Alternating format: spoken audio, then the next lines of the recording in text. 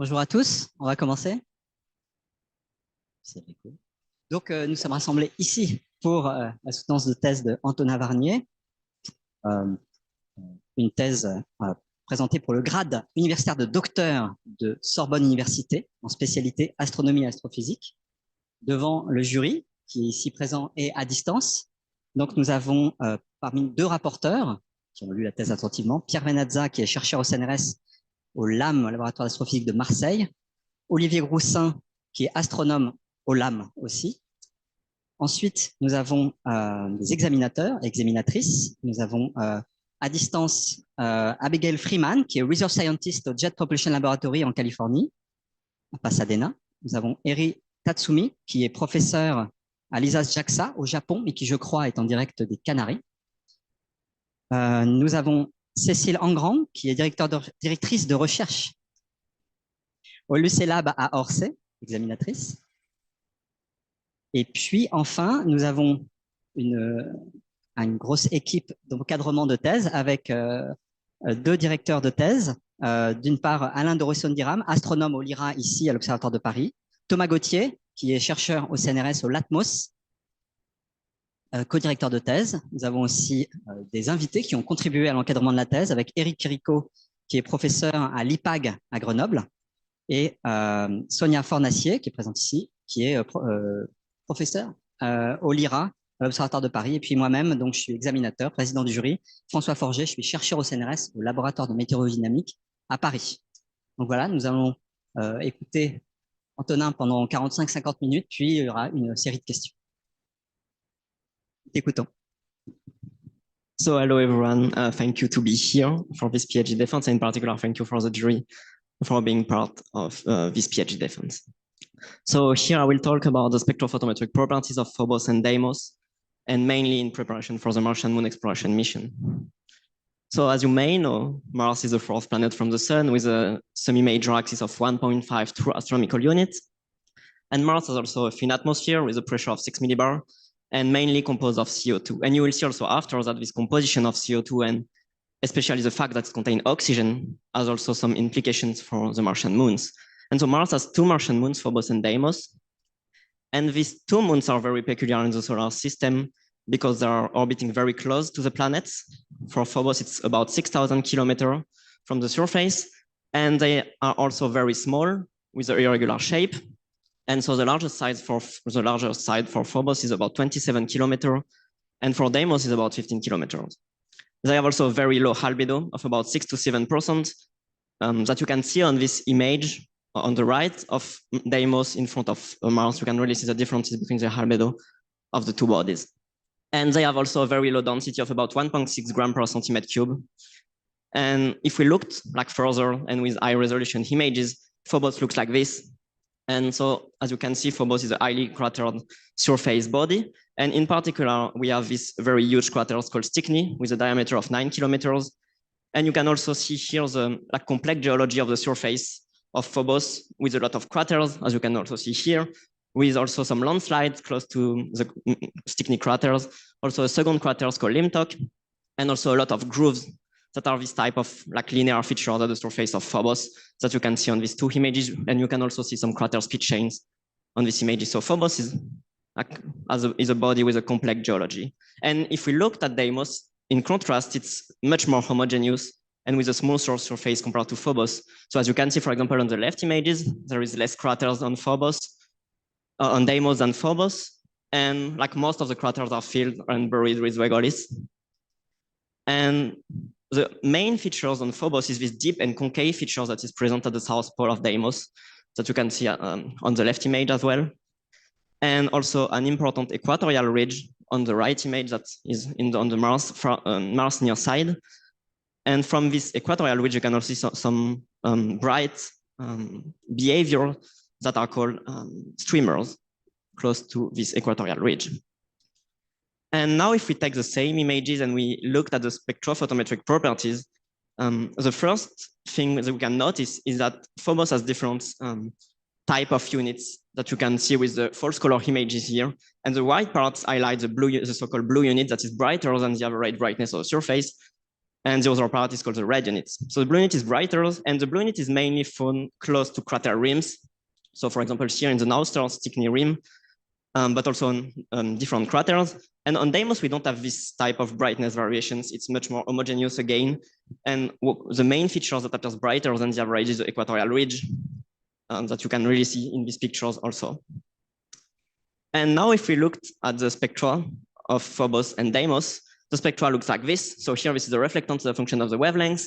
And both Phobos and Deimos have very red spectra, also dark, as you can see, with a very low albedo, like less than 10% in the visible. And also they have no feature. So the main differences that we can notice between the blue and red unit on Phobos is this variation in spectral slope. And in particular, the red unit is redder than the blue unit. So that means that the reflectance increases more rapidly with the wavelengths. And if you looked at Deimos, it's more or less similar to the Phobos red units. And because the blue unit was mainly found close to crater rims, one hypothesis has been proposed. The main one is that the blue unit may correspond to fresh and non-altered materials, because if we have an impact, we can, of course, expect to have some materials that are excavated from the subsurface and that deposit around the craters. And now the question is that why we are interested in the Martian moons. And the main interest is because we don't know the origins. And two main hypotheses have been actually proposed to explain the origins of Phobos and Deimos. And the first one is a capture asteroid. So in this hypothesis, we just gravitationally capture a body around Mars, or two bodies. And this theory is particularly consistent with the spectroscopic photometric properties, similar to primitive asteroids, so such as the low albedo, the red spectra, and so on. But the problem with this hypothesis is that it appears difficult to explain dynamically the current orbit of Phobos and Deimos that are circular and with zero inclinations. So to explain these dynamical properties, another hypothesis have been proposed, and this hypothesis is a giant impact hypothesis. So in this hypothesis, a body's impact Mars created disk that then accrete into Phobos and Deimos. And so this theory is particularly consistent with the orbital parameters. We can explain the current orbits of Phobos and Deimos, but it's now more difficult with this theory to explain how from Martian materials we can have this type of spectroscopic and photometric properties. And to answer these questions and to resolve the mystery of the origins of Phobos and Deimos, the MMX missions that stand for Martian Moon Explorations of the Japanese Space Agency will be launched in October 2026 from the Tanegashima centers. We'll do some flybys of Deimos, arrive on Mars in August 2027, perform observations of Phobos, and perform landings to return samples to Earth, and depart from Mars in autumn 2030, again observe Deimos, and then return to Earth in July 2041 with sample. And the main goal of the MX mission is, of course, to settle this debate on the origins of the Martian moons, but also, like more generally, to constrain the planetary formations and material transport processes, in particular in the regions from the inner and outer solar system. And also because MMX will observe Mars, in a more generally, the goal is to look at the evolutionary processes that happen in the Martian system. And for the question of the origins, there are 5 main questions to be answered. The first one is, what is the composition? Is it more with organics rich, exogenous materials, hydrated mineral materials? And also, what is the difference between blue and red units? How can we explain this low density of Phobos and Deimos? Is it more like rubble pile, water ice inside? And also, is origins of Phobos and Deimos similar? And what is the evolutions of the Martian moon in this very specific environment? Because again, Phobos is orbiting extremely close to its host planet. And to answer all these questions, MMX will be launched and equipped with 13 instruments, including cameras, spectrometers that will look at geomorphology, compositions, but also some instruments to look at environment, like mass spectrometers, also some sampling mechanism, and also additionally a rover equipped with also several instruments that will look at the surface. And in all these instruments, there will be mirrors, the MMX infrared spectrometers that I was particularly involved in to look at a near-infrared spectroscopy of Phobos and Deimos. And this instrument work with the push broom scanner mechanism. So that means that the 2D image is created taking into advantage of the motion of the spacecraft during their orbit. And these spectrometers will obtain spectra between 0.9 and 3.6 microns with a spectral resolutions of about 20 nanometers. and with a typical spatial resolutions of 20 meters per pixels at 50 kilometers of altitude. And of course, the objectives of MIRS in the context of the MMX missions is to observe the absorption features of waters, of organics, of hydrated minerals, in particular in the 2.6, 3.5 microns range, but also to study the spectral variations between blue and red units, to study the surface temperatures, retrieve thermal inertia of the surface to give some insight into the texture of the surface. And also, because MMX will be in the equatorial plane, it can take advantage of this trajectory to obtain some long-term observations of Mars, in particular looking at waters and clouds.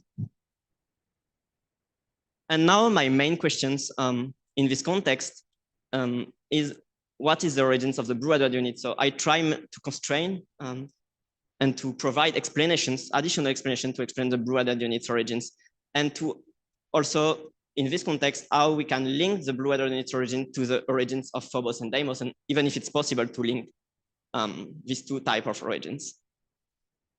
And of course, because I will only, of course, give some constraints here about Phobos blue unit for origins of Phobos and Deimos.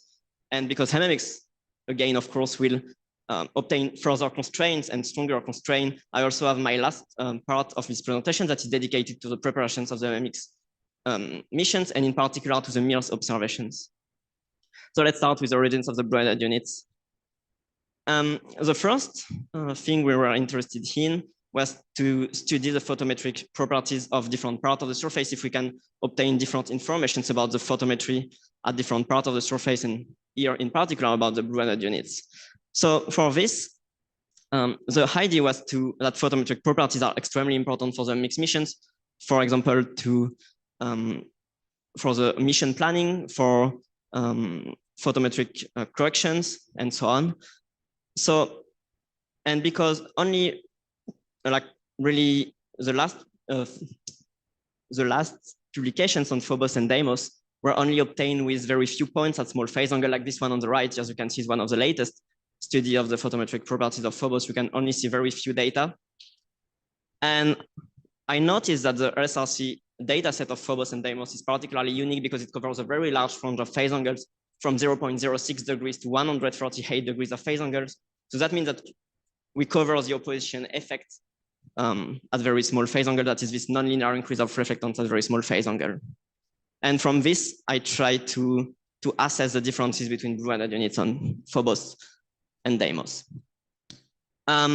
So for this, I first need to simulate images of geometrical illumination conditions using SPICE kernels, but also using the latest shape model from Ernst 2023. And at the end, this looks like this. So we have on the left the original image taken by SRC, and the other are just simulated images using SPICE kernels from incidence, emission, phase, latitude, and also longitude. And then for disk result analysis, so that we need for this to extract the radiance factor of each pixels of the image, and with all the informations of geometry. So for disk result, we need to co-register the images with the original one. And we need afterwards to also select only pixel with incidence and emission smaller than 75 degrees to avoid any shadow effect. And then I can apply the HAPKey 2012 model for each pixel. And here I will only talk about HAPKey models, but I apply also different type of radiative transfer model. And here this is for disk result, but I also did the same thing for disk integrated. In this case, you don't need to compute the radiance factor for each pixel, but you can just integrate it the entire body. So for this, I just use the aperture photometry method, and then again using HAPKey model, but the disk average version. And for these HAPKey models, we have 5 free parameters of interest. The first one is a single scattering albedo, omega. Then the asymmetry parameters, G, that describe how the light is scattered by the surface. So this is mostly forward scattering or back scattering. And also the opposition surge parameters, B0 and H. And then also the theta parameters that describe the average roughness slope of the surface. And here is the results of the photometry of Phobos and Deimos. On the left is for Phobos, on the right is for Deimos. And as you can first see for Phobos, the surface appears very heterogeneous in terms of reflectance. And in particular, it reflects the complex geology of the surface. So for example, the Stickney rim, of course, appears very bright. In particular, this northeastern Stickney rim that appears to be the brightest area. In particular, the grooves inside it appears to be extremely bright compared to the average surface brightness. Also, the Limtock crater, for example, so this is a small crater inside Stickney, appears to be brighter. And more generally, the crater rims appears to be slightly brighter.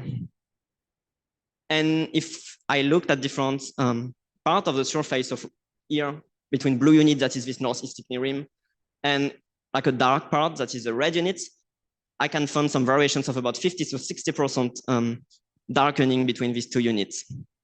And on Deimos, we don't have this type of behavior. The surface is, again, much more homogeneous in terms of reflectance.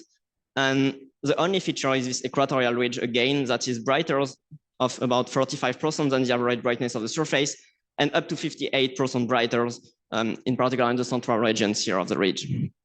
And also, in contrary to what we observed on Phobos, the crater rims do not appear to be brighter compared to the average surface. So for example, Voltaire and Thrift craters, the two named craters on Phobos, do not have very specific behaviors close to the rims. Also, there is one crater at the south of the ridge that is supposed to be here, but we don't observe in this image, in these radiance factor images.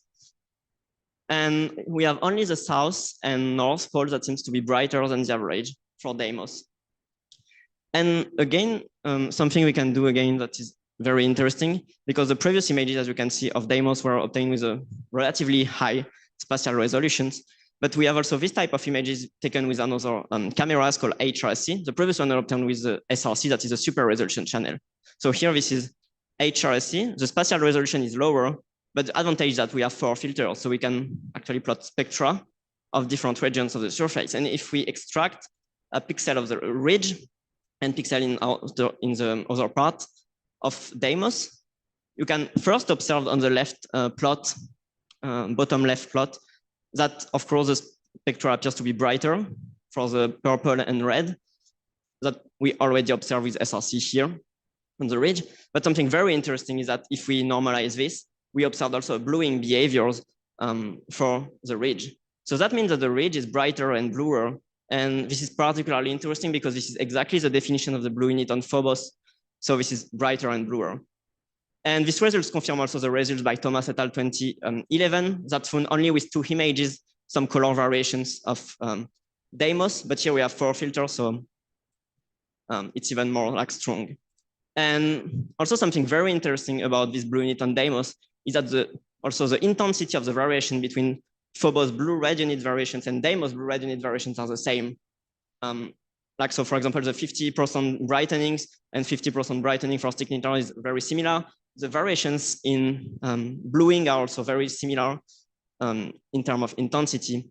And so I think it's really says that Phobos and Deimos may have a common origin to explain these similarities in terms of photometry. So for example, the hypothesis of 2 different capture asteroids coming from different parts of the solar system appears unlikely.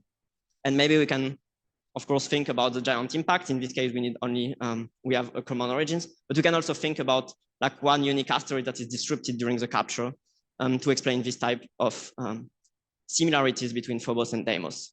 And the discussions again for the differences between the blue and red units on Deimos is similar to the blue unit on Phobos. It can be linked to fresher materials, but it can also be due maybe to textural effects such as grain size or porosity, because this ridge corresponds to high geopotential height. So that means that we can have some grain threading downslope and some segregations of grains that modify the texture of the surface.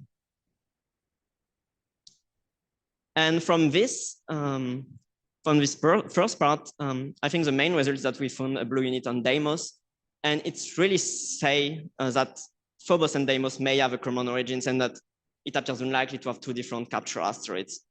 And then in the next part, I will also explore how these blue units can be explained, and in particular, if as hypothesized here, textural effects can be one of the reasons to explain the presence of the blue unit on both Phobos and Deimos. So for this, I performed some laboratory experiments, and for this, I need first Phobos simulants, because generally proposed analogs of Phobos are rare meteorites such as Tagish Lake, for example, and some laboratory simulants are only mechanical. So we really need another Phobos spectroscopic simulants. And for this, I perform some tests with different mixtures to try to constrain the spectroscopic properties using these simulants. So for this, I crush some minerals, grind it, mixing using different type of of course, N members with different volume percentage in the mixture. As you can see here, there is one example with biotite, anthracite, serpentine, dex-19 olivines.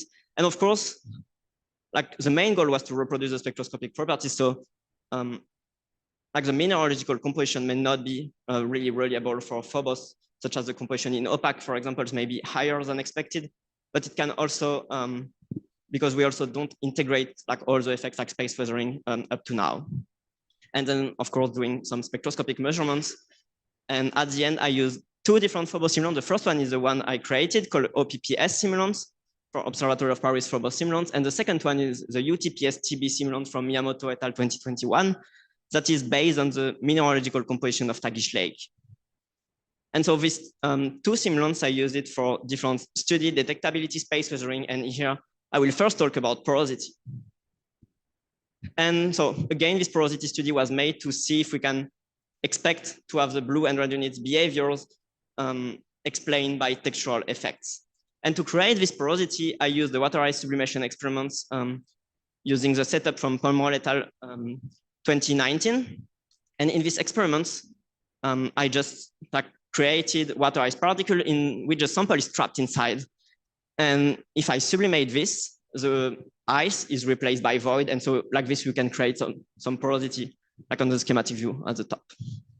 And so at the end, if we look at the optical microscope images of the two Phobos simulants, you have the OPPS at the top, UTPS-TB at the bottom.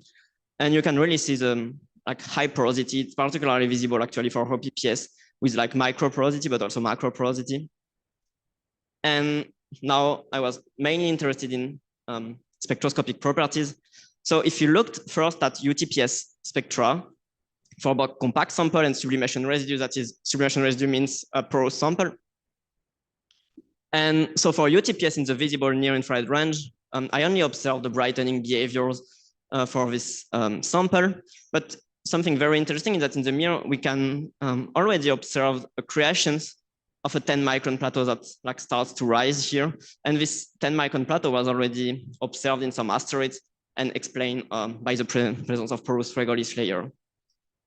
And now if we look at OPPS here, in the mirror, we have the same type of behaviors with the formations of this 10 micron plateau. And the 10 micron plateau is even with a higher spectral contrast because the spectral contrast is directly linked to the value of porosity we obtain, the intensity of porosity we have in our samples. And here for OPPS, actually, it was higher. So that explains why the spectral contrast is also higher for OPPS. And very interestingly, for the visible near infrared range, the OPPS porous samples is brighter in the visible, but is also bluer than the compact samples. And this is, again, exactly the definition of the blue unit on Phobos. We have a brightening and a bluing of the sample. So that means that maybe the blue unit can be also explained by like a porous layer at the surface in this region. And so from this, the main conclusion from these laboratory experiments were that textures can be one of the reasons to explain the blue and unit variations. Of course, like it's maybe not like the only properties that can explain these variations. And for example, some like effects of textural, but also mixed with some space weathering effect can also explain these differences. But textures maybe need to be taken also into account to explain this type of behaviors. And now to also have a look at the space weathering effects. So here I first look at textures. Now I will look at space weathering effects, and in particular, if we can explain variations of the blue-headed units with space weathering, and to see how we can constrain this. So just to give an introduction about this very specific radiative environment of Phobos. So of course, Phobos is irradiated by like similar and altered by similar process than other small bodies in the solar system, such as galactic cosmic rays, solar wind, UV radiations, temperature alterations that are already studied for different bodies and also in laboratory. But Phobos is very peculiar because it's also affected by Martian atmospheric escaping ions. And these ions are mainly oxygen ions or O2+ ions. And this is also particularly interesting because Phobos is tidally locked. So that means that the Mars near side of Phobos is mainly irradiated by Martian atmospheric escaping ions, whereas the Mars far side is mainly irradiated by solar wind ions such as helium or hydrogen ions. And these very peculiar properties make to think that Phobos may have some dichotomy between the Mars near side and far side. And now we don't have observed this type of dichotomy between the two hemispheres, but the spatial resolution and the spectral resolution of the current observation were also limited. So maybe we can expect to have some small scale variations in these different hemispheres. So that's why I study these processes. And here I study two main phenomena, implantation and sputtering, but I will only talk about implantation in this presentation. So for this ion irradiation experiments, I use Phobos simulants, of course, the UTPS and OPPS simulant, and also some other hand members to understand what happens for the Phobos simulants. And for these irradiations, I made it at the Ganil-Hari beamline using 3 different ions, helium ions at 46 keV, argon ions at 126 keV, both represent the solar wind irradiations, and also 1 irradiations with oxygen ions at lower energy at 7 keV to represent the Martian atmospheric escaping ions irradiations. And so here on the left, this is the setup and the Hari beamlines at Ganil. And then we also perform this irradiation into the Iglia setup that I use actually as a vacuum chamber, so at ambient temperature, but at the pressures of 10 to the minus 9 millibar. And here is typical results that we obtain. Here it's for the DEX-19 call. And on the left, this is a picture of the pellet after irradiations, and you can really see the variation between the non-irradiated region, that is the corona around the pellet, and the center of the pellets, so the irradiated regions. And you have already like a brightness variations. And I also try to look at SEM images, and for example, here again for DEX-19, before and after. After the pellets has more cracks at the surface, and actually here is for DEX-19 only, but we observe the same type of behavior for UTPS. And again, let's look at the spectroscopic modifications. And here is a modification for the UTPS simulants. In blue is the pristine samples. In red and orange on the figure on the left is the irradiation by both helium and argon. And you can first notice that after ion irradiations, the samples become bluer than the pristine samples for UTPS, and become also brighter in the visible. So again, this is also the type of variation we observe for the blue energy units on Phobos. But this is actually like the inverse that we observe, because the blue unit generally is expected to be fresher materials, but here blue materials are obtained after alterations. So that means that if we expect some materials like the UTPS one, we cannot expect to explain the blue energy unit variations by space weathering effects. And for oxygen irradiations, this is very preliminary results because we performed the irradiations in April. But we observed very slight modifications in the near infrared range, but the main modifications are obtained in the visible part. This is because the penetration depth of low oxygen ions are very low, so only 20 nanometers. So that explains why visible are more affected by these oxygen ion irradiations. And I still have to work to analyze this data. So the conclusion here is that space weathering may be unlikely to explain the blue-red unit variations if we expect UTPS-like materials. So that means that Tagish-like materials, because also other type of irradiations of Tagish lakes has mainly observed bluing and brightening after irradiations. But of course, it depends a lot of ion species, of energies, and also of the way you obtain your alterations. Like, for example, laser radiations can obtain reddening and darkenings.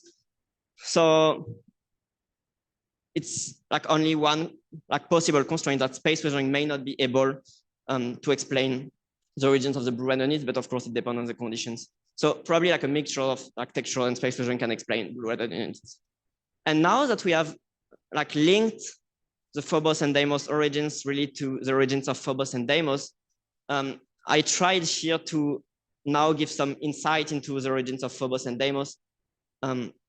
And first, looking at a comparison with different asteroid spectral types. So here is just introduction about the spectral types. Here is some pictures obtained by different space missions. So for example, Gaspra, Itokawa, Lutetia, Bennu, Ryugu. and Vesta asteroids. Of course, this is not to scale. And of course, they have also different shape. But what is particularly interesting is they have different spectra and spectroscopic behaviors. For example, this is particularly visible between Bennu and Vesta, with a 2.7 micron features for Bennu and with a 0.9, 1.9 features for Vesta. So asteroid taxonomy is based on albedo spectral slope, but also absorption feature to try to group the asteroids with the same composition and that can came from the same groups and family. So from these comparisons, I compare with all the featureless spectra type. So from B type to Z type asteroids, Z type are extremely red objects from the solar systems. And like if we compare with Phobos and Deimos, the Phobos blueness is mainly close to P type or M type asteroids. But on the other hand, Phobos red units or Deimos are close to Z type and also to some extent to D type asteroids. And I perform also some statistical analysis, such as PCA or TSNE. Here I present TSNE to try to link with different groups of asteroids. And so if we do that for Phobos blue units that are very close to M-type asteroids, and for Phobos red units and Deimos, very close to Z-type and D-type asteroids. So, and here we have, this is a typical one of the best match, with Phobos red units with the body Hidalgo. That is classified as Z-type asteroid in the last taxonomy. And I tried, of course, also to look at the variations and to see if it can be similar also to Mars data. You're looking at CRISM data, at TESS data, at PFS data, and looking also at Mars Trojan data obtained by several observers from ground-based observations. And the conclusion here is that the spectra that we observe for Mars, that is, for example, this one here, with the different classes of minerals observed on different units on Mars from CRISM data, they have a very different spectra with features, also less red spectra generally, and also brighter behavior. So this is very difficult to explain Phobos and Deimos spectra with Martian materials. And also now, because we see that Phobos and Deimos are close to Z-type asteroids, so very red objects, very dark objects in the solar system, I also try to see what can we say from photometric point of view about similarities with different asteroids. And so from this, again, I performed some HAPKey modelings, but only not the disk result, but integrated the entire body, comparing the HAPKey parameters of Phobos and Deimos to other bodies. And from this, you can first notice that Phobos and Deimos B0 and H parameters, that are the opposition effect parameters, are very similar for the two moons, and are also consistent with the previous estimation from the last papers on photometric properties of the Martian moons.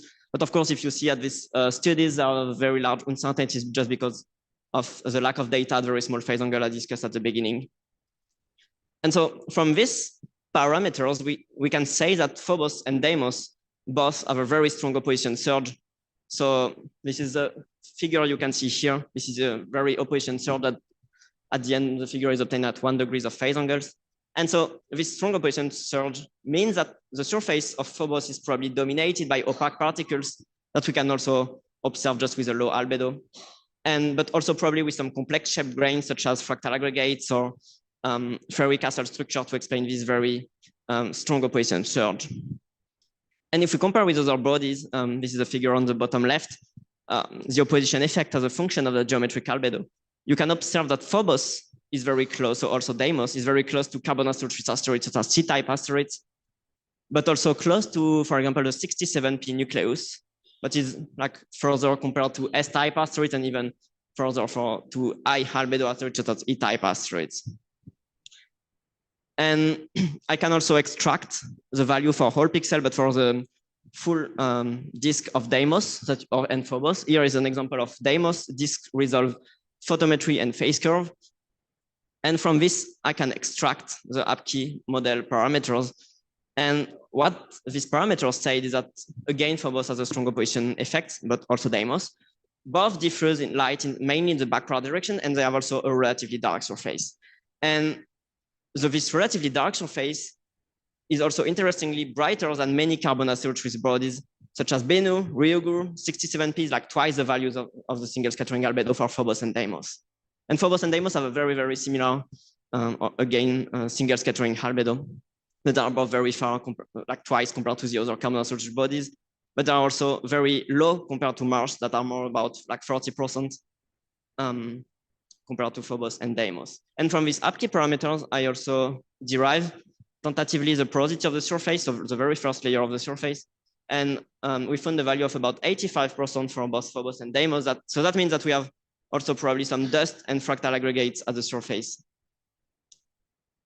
So from this studies, I found that Phobos and Deimos are like very close to Z-type asteroids or like extant comet, because Z-type asteroids are extremely linked to comet. And it's also interesting because if it's really linked to Z-type asteroids, may have a different origins, because Z-type asteroid has been mainly found to come from the inner main belt of the solar system.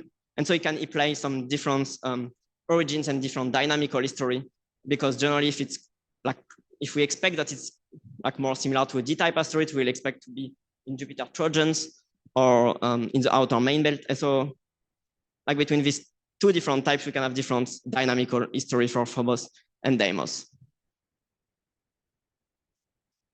Now that I describe variations of blue red units, how we can also have some insight into the origins of Phobos and Deimos, I will give you also some studies I did for the preparations of the Martian moon exploration missions, and to give further constraint in a few years. So my main interest was to study the detectability of organics materials, but also hydrated minerals, because these two types of materials are particularly interesting and key materials to understand the origins of Phobos and Deimos. For example, if we take the example of organic majors, in the case of the giant impact, the disk will be heated up to 1000 K. So the organic matter will be probably destroyed, and so of course will be undetectable. But in the case of the capture asteroids, we can expect to have, based on these studies and other studies, to have carbon-associated asteroids. And so in this case, we can expect a high content of organic matter, but that can also be easily processed by different processes, such as space weathering, for example. And so my question here was, we don't have detected this type of feature that is mainly linked to the fact that we don't have observations at this very precise wavelength, such as 2.7 micron for hydrated mineral features and 3.3 micron for organics. And so my question was, could mirrors detect organics and hydrated minerals? And for that, I first assessed limit of detectability in laboratory. And for this, I used different type of materials that I added in different percentage in Phobos simulants. So here on the left is an example of serpentine added from 1 to 30 to 20%. And you can, of course, really see like that the 2.7 micron bonds increases with the quantity of phyllosilicates. And so I also did this for toluenes to have some amine-rich organics, where you can also see this 3 microns bond that increases. And also with DEX-19 coal to have some aliphatic aromatic carbon-rich materials, and to study the detectability of CH absorption features at 3.3, 3.4 microns. So at the end, we obtain different detectability threshold for the different materials. And in principle, like all these type of materials will be detectable for mirrors based on previous observation and on the estimated SNR of mirrors. And also to try again this, but using now simulations of mirrors observation to obtain like realistic scene of mirrors observations, but looking at the detectability of this type of materials, I performed some simulations. And for this, I used a suite of simulator developed by CNES and by Laurent Jorda at LAM. And this suite of instruments of simulator consists of first Aurora simulators that can obtain the observation mission scenario. So that means to obtain position of the spacecraft, positions of the body, pointing informations. And then all these informations are ingested into the OASIS simulators that can compute the Phobos field of view by simulating the solar reflected contribution with APKey model and the thermal contributions with the Planck function. And then from this landscape of Phobos that are created by OASIS, we can ingest this into Mirage simulators that will here compute mirrors images like this one here on the right, taking into account all the instrumental effects of the instrument And so a typical image is observed on the right, with the vertical axis describes the spectral direction from 0.9 to 3.6 micron. And with the first spatial directions, that is the horizontal axis, and the second spatial direction is just directly obtained by the satellite motions, because again, it's a push broom scanners. And so at the end, we obtain a cube of data. And here is a typical simulated observations that we obtain here. This is for Deimos on 2030 observations. And as you can now, maybe you can say that, but the resolution seems very high here. And actually, this is true because this is oversample images by a factor of like 20. And if we obtain the resolutions of mirror, if we got the resolution of mirrors, sorry, at 950 nanometers on the left to 3.2 micrometers, you can really see the differences in SNR. And this is particularly visible, I think, for the 3.2 micron, where you can like barely see some faint craters at the surface of Deimos.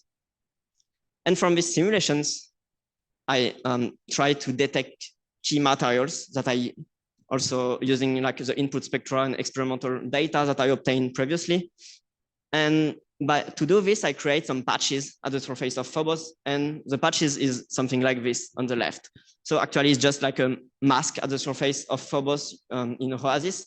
So instead of having like all this surface, I just act a mask and fill it with hydrated mirrors or organic compositions. And so we obtain something like this for the observation, the movie on the right. This is like the entire observation sequence. And you will see at some point a bright line that will appear in the middle of the image that corresponds to the moment where we pass through the patch here. And so it means that we can detect, for example, this patch in this context here. And if we extract the column, we obtain this black spectrum on the left, where you can really see the 2.7 micron features. And if we also extract one random column of mirrors, you obtain the red spectrum that do not present the 2.7 micron features. So that means here that the conclusion is that the detectability is possible for 40 meters per pixel patches. That is also in agreement with the expected resolution that we expect in QSOH, that will be between 41 and 60 meters per pixel. So we also use it to also test the validity of this simulator. And so now I would like just to conclude. And for this, I think this PhD, like one of the main results of this PhD thesis is really to see that the origins of the blue hadron units are extremely closely linked to the origins of Phobos and Deimos. And that in particular, this presence of a blue unit on Deimos indicates that Phobos and Deimos may have a common origins. And these blue units cannot be explained only by space weathering, but also textures need to be taken into account to consider the variations that we observe for the blue hadron unit origins. And of course, now the questions for the capture asteroid hypothesis is that can we expect some water ice in the interior of subsurface? And also, again, how to explain these orbital properties and the current orbits of Phobos and Deimos. So for this, we need some dynamical simulations. And actually, like one very recent paper by Kegeras et al. 2025 looked at the dynamical properties of a disruption capture of an asteroid. So in this case, we just like gravitationally capture an asteroid that is disrupted during the captures and then accrete again after. And this theory is particularly useful to explain both at the same time the spectroscopic properties, because I will look like a capture asteroid, but also to explain the dynamical properties, because in this case, it will accrete from a disk. And so it's easy to explain the inclinations and eccentricity of the orbits of Phobos and Deimos. And I did not explore so much the giant impact hypothesis, but the main question still remains is that how we can explain these very different featureless red spectra of Phobos and Deimos when we compare it to Martian materials. And for this, I would like to perform some alteration study of Martian materials, such as like Martian meteorites, to see like how it's possible, and even if it's possible, to create the spectroscopic properties of Phobos and Deimos with Martian materials. And to finish, I would like just to thank all the people that I work with and that participated in these studies. And in particular, I would like to thank like all the MIRS team in Lyra for their help. And also a very special thanks to IPAC people, because they welcomed me for like more than 2 months in total. and also welcoming me to use all their instruments and help me each time. So thank you, and thank you, everyone.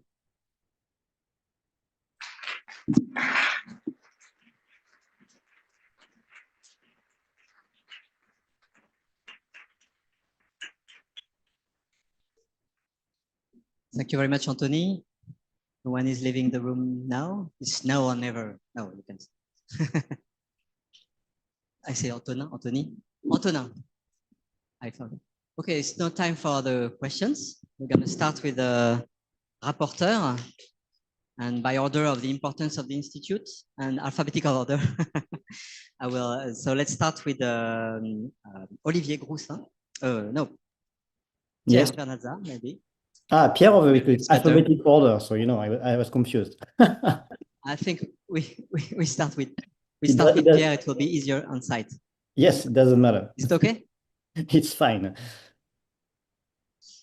Thank you.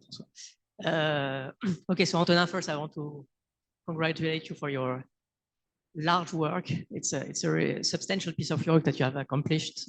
You have a very good knowledge of literature, so it was pretty extensive. You have touched as many subtopics in the lab. You analyzed spacecraft data, notably the images taken by Mars Express. It seems you have a consistent and well-rounded knowledge about the topic and everything you need to know to make progress on this question. So congratulations. I am going to ask a bit questions related to the origin, of course, the blue-red dichotomy. Probably I will start with the blue-red dichotomy. So you seem to like texture. My first naive question, why did you discard kind of space weathering, knowing that anhydrous silicates typically display this trend when you irradiate them? So the fresh surface is blue and brighter, and then the irradiated surface is darker and redder. This could work well. What's the issue here? You didn't seem to favor it, or probably like more porosity. I don't really like discard the fact that it can be linked to space weathering. Like the main point is just to say that it's also possible to have like porosity that can play the role in the differences between blue and red units.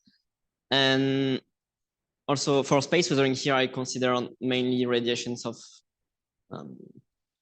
like carbonaceous-rich meteorites, like Tagish Lake or the UTPS simulant that is also based on carbonaceous asteroids.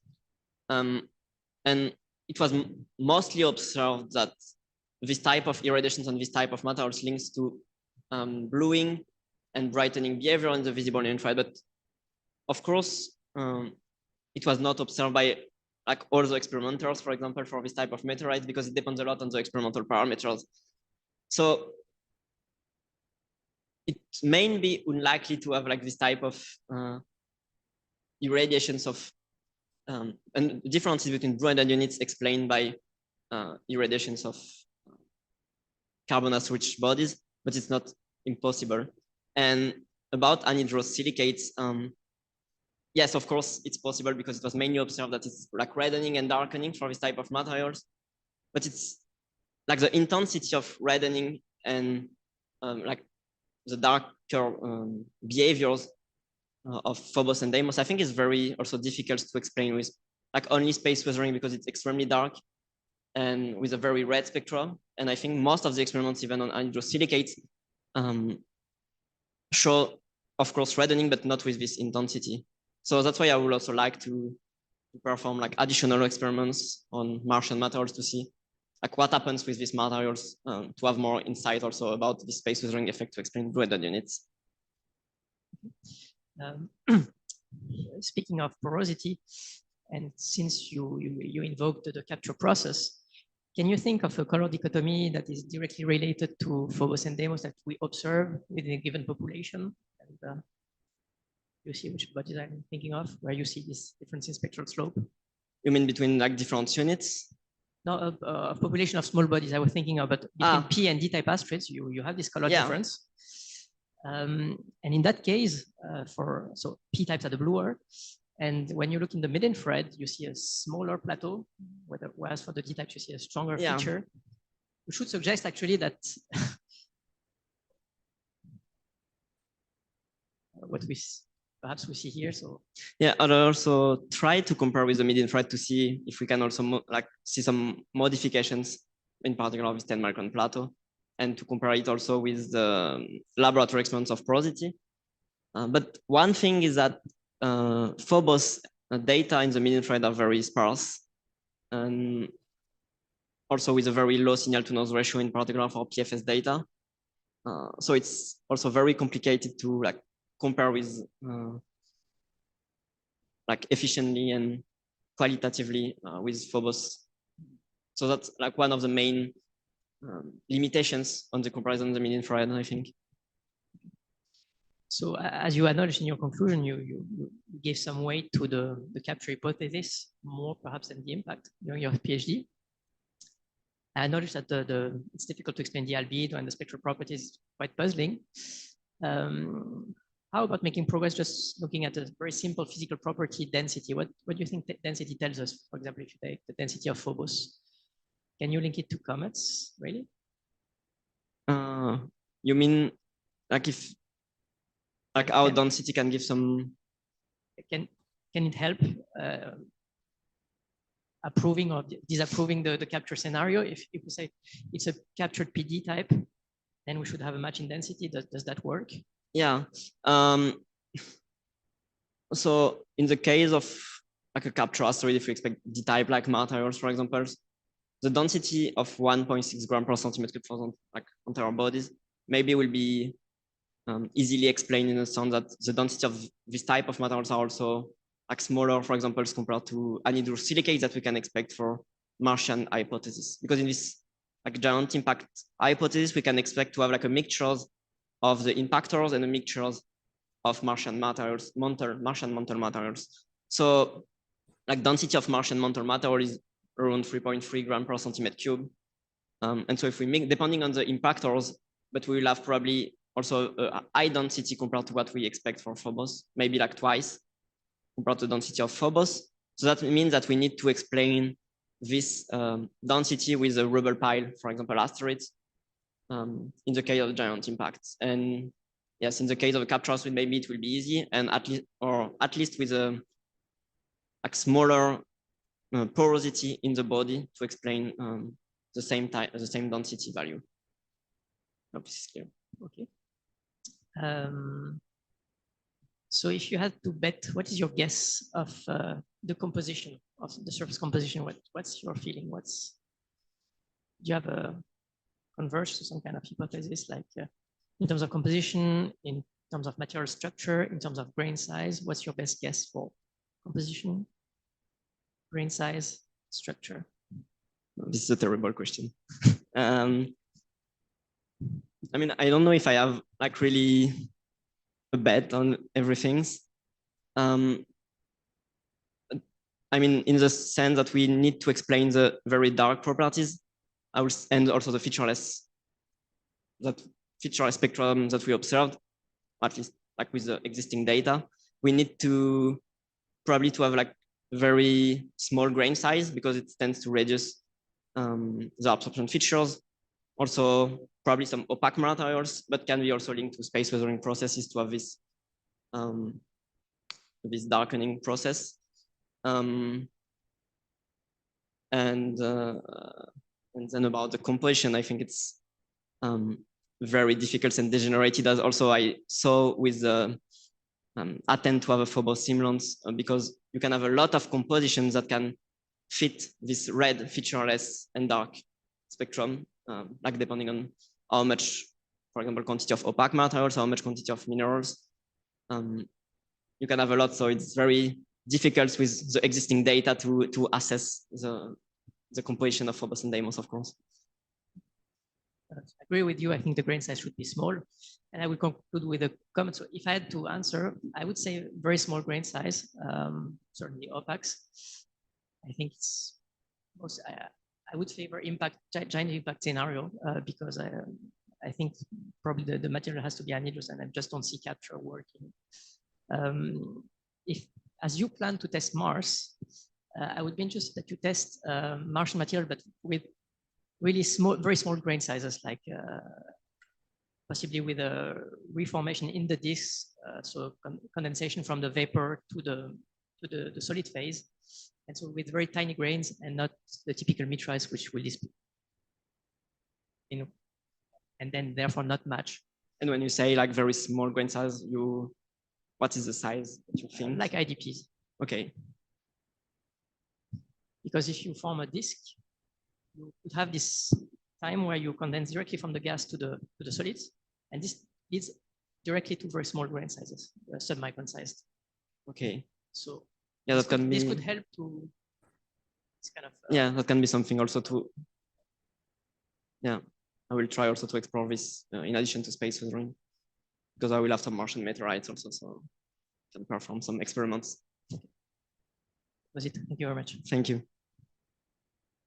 Thank you. So now we go to the second rapporteur, I think is sound a bit good. So Olivier Groussin, can you speak? Let's try the noise level. Yes, so I can hear you. Can hear me well? We can hear you very well. Go ahead. Good, okay. So I was very happy to be the referee of this PhD thesis, and I accepted to the point where I received the manuscript. I have a copy of the manuscript here. I don't know if you can see it. It's like more than 400 pages. And then I knew what will become my bedside book for the next following weeks, you know. But because the manuscript is very well written and to the image of this presentation here, that was very nice. So it happened to be a very nice experience, and it was easy to read the manuscript. And I really want to congratulate you for the quality of the work that you've done, Antonin. I think that you've made several approaches here. You have the observational approach, the experimental approach, and the modeling approach. And they all together could have been the thesis by themselves, you know. So just taking the experimental approach is really a huge field, and a thesis could have filled all your time just doing the experiments. So I was really astonished to see all the side works that you've also done on the observational and modeling point, because it's really a tremendous amount of work that you've done in this PhD. I also want to emphasize that the map here is really nice, because I mean you've been in contact with several persons and several institutes in France, and where you've done experiments with at IPAG, you've done some work in Paris, of course, and you also went to Ganil. So I think this thesis has a real strength, is that it shows that we have many capabilities in France to do this kind of work, and you've demonstrated, and I think you could be, and we could be very proud of that. I think that's really a strength for that very nice work. I have a few questions on the manuscript. Before I start, I just want to end with a presentation, which was really nice. And I must say that by having read the 400 pages, each slide corresponds to a lot of pages in the manuscript. So it must have been like a nightmare for you to pick what you will show in the presentation and what you will not, because the manuscript is so dense compared to the presentation that it must have been a quite complicated story to make it into this short presentation, in fact, in comparison to the manuscript and the work that has been done. I try to get one question per part in the manuscript, so that we fly over the different part of the thesis and not only on one of it in particular. The first question I have is in the introduction. So you explain us that in like about 40 million years, so Phobos will disappear because it's getting closer and closer to Mars, and it will pass the Roche limit. But you did not expand a lot on the backward dynamical simulation. So what can they tell us about the origin of Phobos and Deimos if we look at them? Did you have a look at that?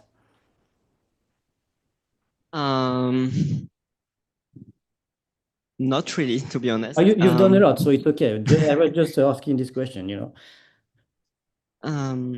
But for sure I will have a look also to see.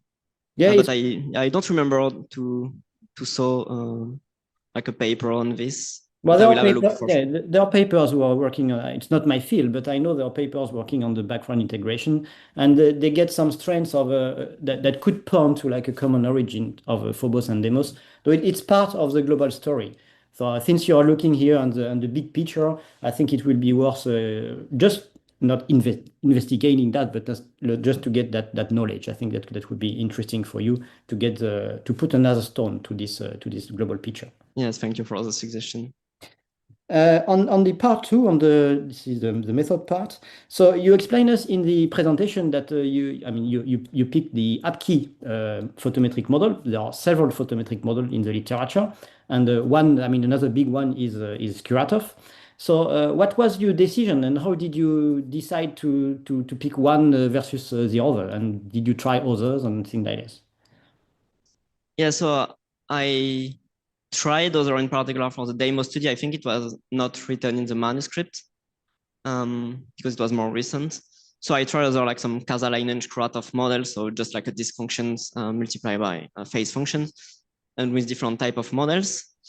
And the main reason to use APKI model is that it's used a lot, and of course, like the physical meaning of the parameters is still difficult to relate to a very physical meanings.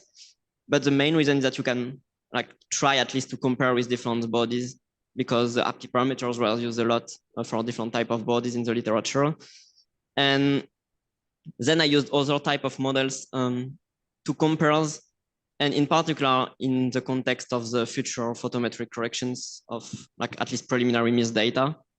So it was just a test of different photometric model to see which one gives the best photometric corrections.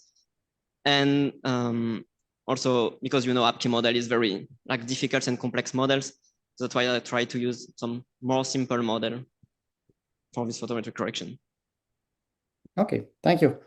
On part three, which is the heart of the manuscript, so where you do a lot of scientific interpretation.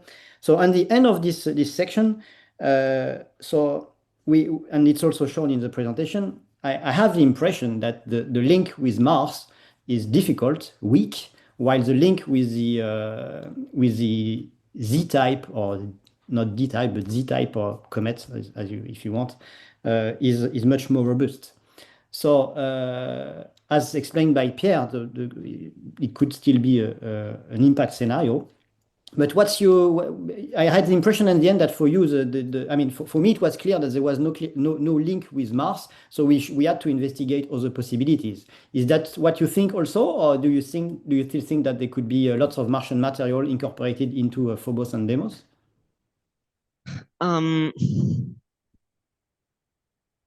I mainly explored capture hypothesis, and the thing is that because I was looking mainly at spectroscopy and photometry, it really looks like a primitive asteroid, and it's much more easy to explain Phobos and Deimos photometric and spectroscopic properties with primitive asteroids and Martian meteorites. But as Pierre said, it's also possible in like specific ways, such as invoking like small grain size or like space weathering effects, maybe to explain also like the spectroscopic and photometric behaviors we observe today. But now no experiments were like really made to see like how it's possible and in which condition we can explain the red featureless dark spectrum we observe for Phobos with Martian material. So yeah, so it's a bit like you have an apple that looks like an apple, so you think that they are the same family, and that's good. And you're looking to make the orange look like the apple, so that it could come from the same family. I have sometimes a bit this impression. It's caricatural, of course, but Mars and Deimos will be Mars will be the orange, and Phobos Deimos will be the apple, and the Z-type will be also an apple. So they will look very similar, but you want to make the link with the Mars, absolutely. So. There is no end story here. I'm not looking for the end question here, because we are all still looking for it. But it's just like while I was reading the manuscript, I had this impression. Okay, but just to add, like also for Martian materials, we can expect to have shown that even in the case of capture asteroid based on like the distance from Mars, we can have also a lot of like Martian materials at the surface of Phobos. So that's also like one possible thing. In particular, it will be important for the sample returns to see if we have some Martian particles inside. Yeah, if there was a simple answer, we would know it already. So I have a question on the irradiation processes. Most of the time we talk about the energy that is put into the sample. I have a question about the time, in the sense that the flux. So if we irradiate a flux of 1 during 10 seconds, do we have the same results than if we irradiate a flux of 10 for 1 second? The same amount of energy, but on a different time, because here we want to look for time scales that are very different between the lab and the real life. Yeah, I think it can be like slightly different, but of course it's difficult to have the same time scale as in scale with laboratory experiments. So yeah, in any case, we need to do some approximation and estimations to perform this type of laboratory experiment, because it's like, of course, not possible to have the same time scale as in space, sorry. Because like space weathering from ion erosion is supposed to be at the time scale of like 10 to the 3, 10 to the 5 years.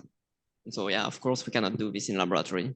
Yeah, we always make this assumption. I fully agree with that. It's probably more a question for some specialists in irradiation processes. Okay. You work on the a complex model for the preparation of the operation of MIRS.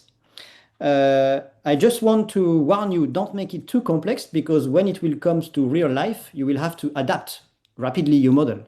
So I want to be sure that you are aware that to do operation in real life, you will need flexibility in the model. So if the model is too complex, then it will lose its main interest. So sometimes you don't need to make the ultimate simulations, but they will ask you to make a fast simulation because they want to change the operation and they want to test different scenarios.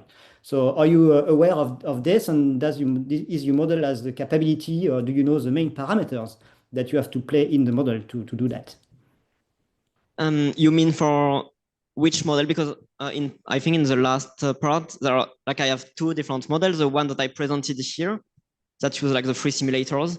Yeah. And was because like this one, of course, is like a complex model.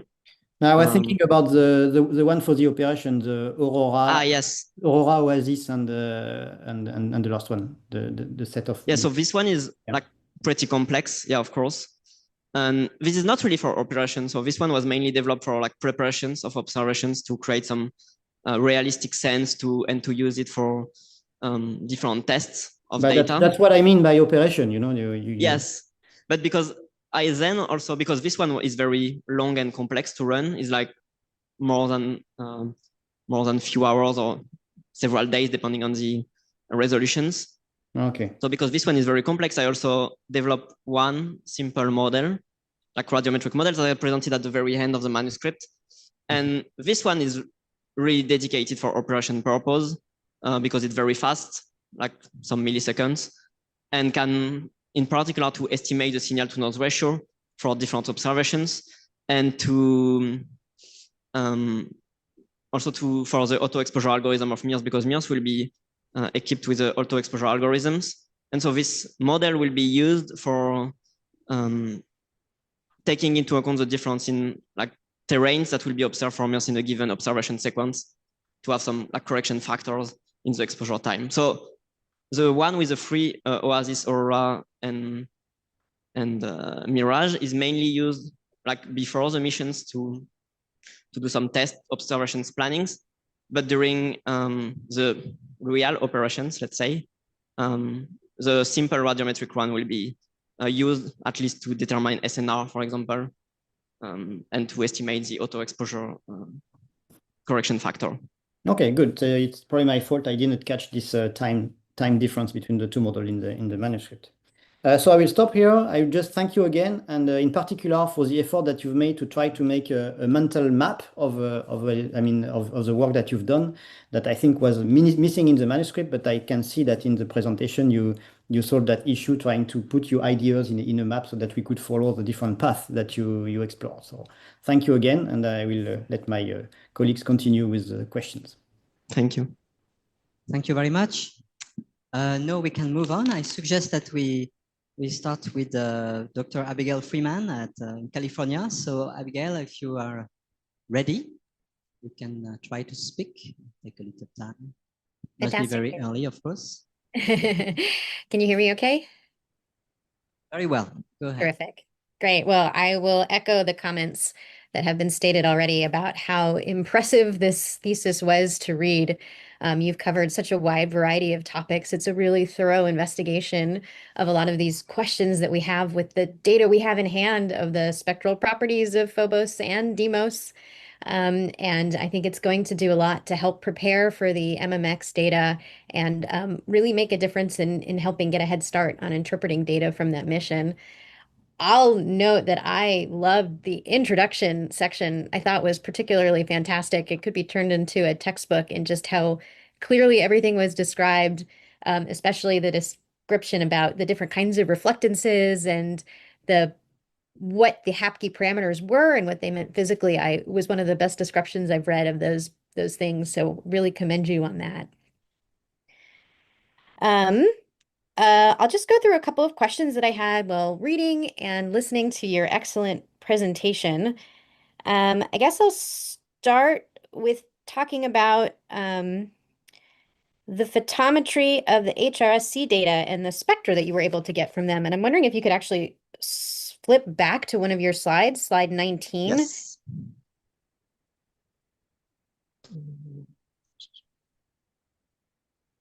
This one? Yes. So just a simple question about these figures.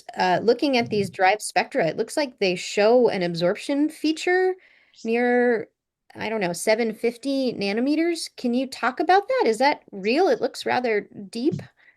Yes, okay. Thank you for the question. Yes, actually, this is a very good question because HRSC data in the red and infrared filters, so the two on the right, have some absolute calibration problems that explain why we have this type of like this potential feature that is not a feature actually. But it don't modify the conclusion because it's just based on the absolute calibration factor that is the same for like all the data obtained in the red and infrared filters. So that means that the variations observed between the different areas are really real, but there is some problems in the absolute, for example, computations of the spectral slope because red and infrared filters have some calibration problems. Ah, okay. And was this something you had some discussion about using things like standards like Jupyter to help correct that? Was that something that could have been done to help better understand the absolute relationship between these filters, or that would have been too difficult? Yeah. So actually, the Jupyter calibrations and star calibrations were used for SRC images. So here, this is HRSC, the other, and so we use it for SRC because it's only in digital units in the data from the archive. So I just try to obtain radiance factors to have really data that can be compared to other bodies and to have it in radiance factor. So for SRC, yes, I did calibrations process using Jupyter data, but for HRSC, not really. So that's also something to explore. But after contacting also the HRSC team, there is one person that is currently interesting to try to correct this effect using also some omega data that were obtained at the same time as HRSC to try to calibrate these two filters. Okay.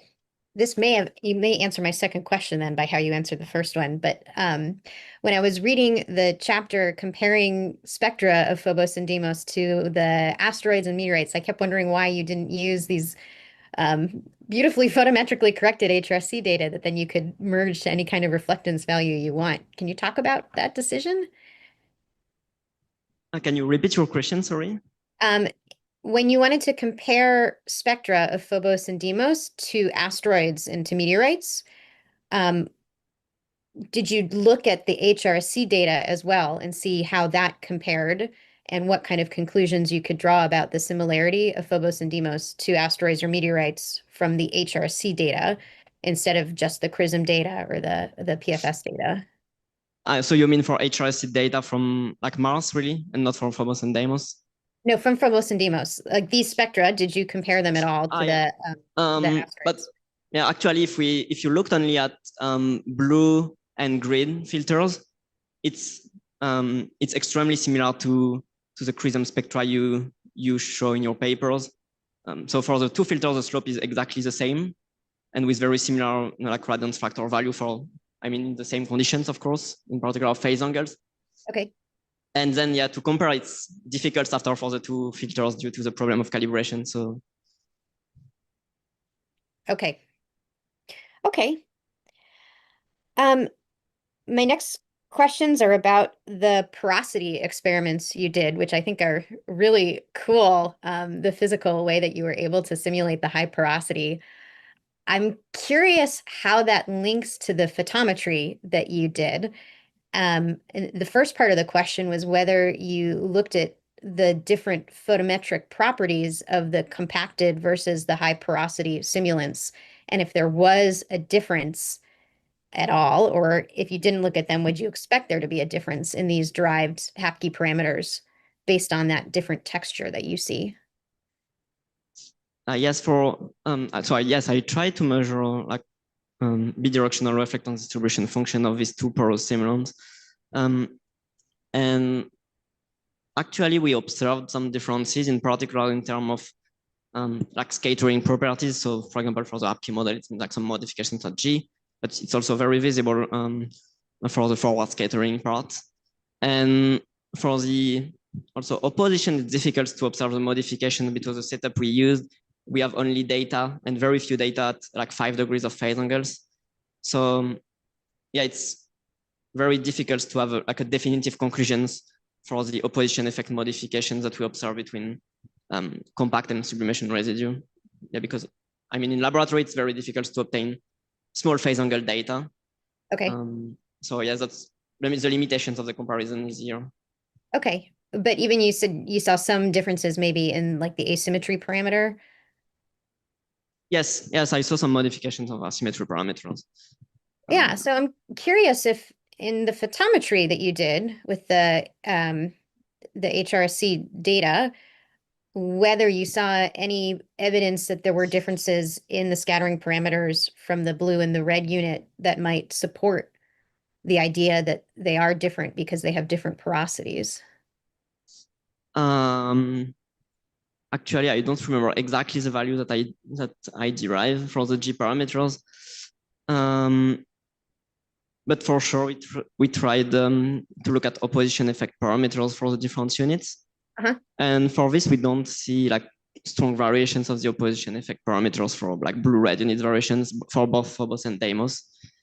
But for G, I didn't. I forgot. So sorry. Okay, yeah, it might be interesting to look at that. And if any of the data that you were able to collect would help you understand whether the changes in the parameters would be different enough that you would actually be able to observe them or not. You know, maybe it's just a small change or a big change.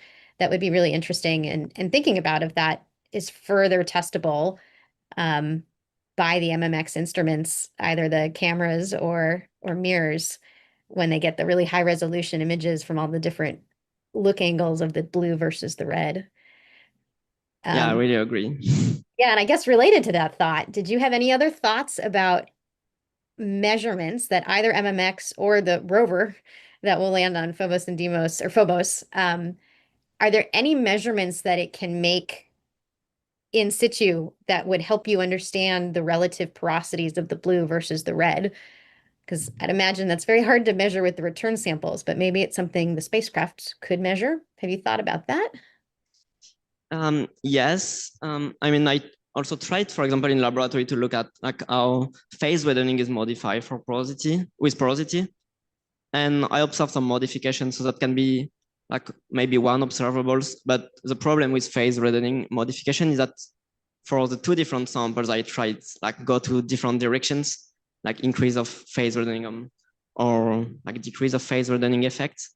So that can be one observable, but we need like more experiments to understand really what happens with phase reddening when we increase porosity in the sample.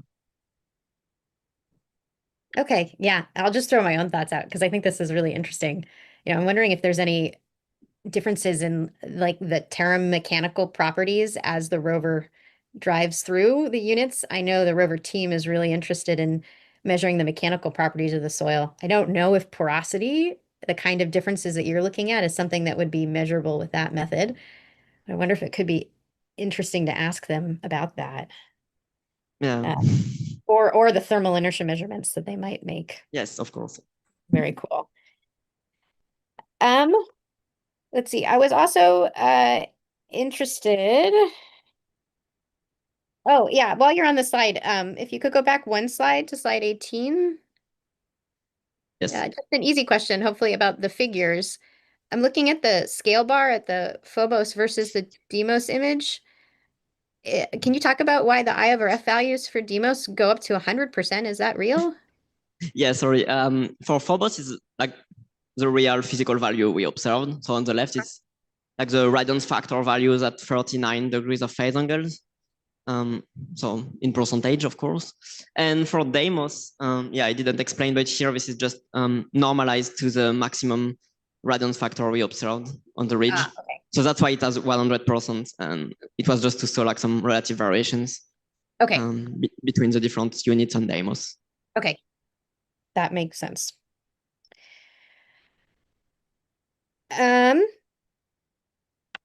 Curious in your final conclusions about the similarity of Phobos and your conclusion that it's most similar to the Z-type. And you had the X over the D-type and the M-type, even though those were also kind of close matches to some of the other spectra. Can you talk about why you have the X over the D-type and the M-type, and you're really favoring the Z-type as the closest comparison? Yeah, I mean, it was really mainly to like really highlight the new, like the possibility to be also Z-type, but of course it's also close to D-type. And it was also to highlight that if it's linked to Z-type, it can also say that we can expect some like different dynamical histories. That was the main like purpose of these figures. But of course, it's like, I mean, still possible to have D-type origins for Phobos and Deimos. Okay, so is it really X, or is it a question mark and then, you know, still an addition of the other potential Z-type? Okay.